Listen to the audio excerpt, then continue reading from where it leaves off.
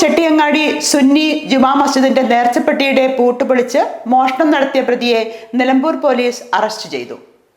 Kannur അത്തായക്കുന്നിലെ Nahas മൻസിലിൽ മുജീബിനെയാണ് Nilambur SHO Sunil പൊടിക്കലിന്റെ നേതൃത്വത്തിലുള്ള police സംഘം arrest ചെയ്തത്. ഇയാൾ 16ഓളം കേസുകളിൽ പ്രതിയാണെന്ന് പോലീസ് പറഞ്ഞു. ചില കേസുകളിൽ ജയിൽ ശിക്ഷയും അനുഭവിച്ചിട്ടുണ്ട്. വീടും കുടുംബവുമായി ചേർന്ന് ജീവിക്കുന്നയാളല്ല പ്രതിയെന്നും ഇയാൾ ലഹരി വസ്തുക്കൾക്ക് അടിമയാണെന്നും പോലീസ് പറഞ്ഞു.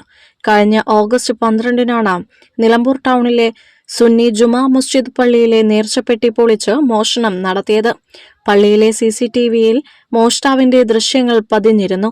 10,000-ഓളം രൂപയാണ് നഷ്ടമായത്. അറസ്റ്റിലായ പ്രതിയെ നിലമ്പൂർ പോലീസ് പള്ളിയിൽ എത്തിച്ച് തെളിവെടുപ്പ് നടത്തി. മോഷണം നടത്തിയ രീതികളും മറ്റും പ്രതി പോലീസിന് പറഞ്ഞുകൊടുത്തു. SI PT Saifullah, ASI Naushad, CPOമാരായ KS Ujesh, P Jithin, K Shoukath എന്നിവരുടെ നേതൃത്വത്തിലാണ് പ്രതിയെ പള്ളിയിൽ എത്തിച്ച് തെളിവെടുപ്പ് നടത്തിയത്. SS Gold, Pure Gold. SS Group, Nilambur.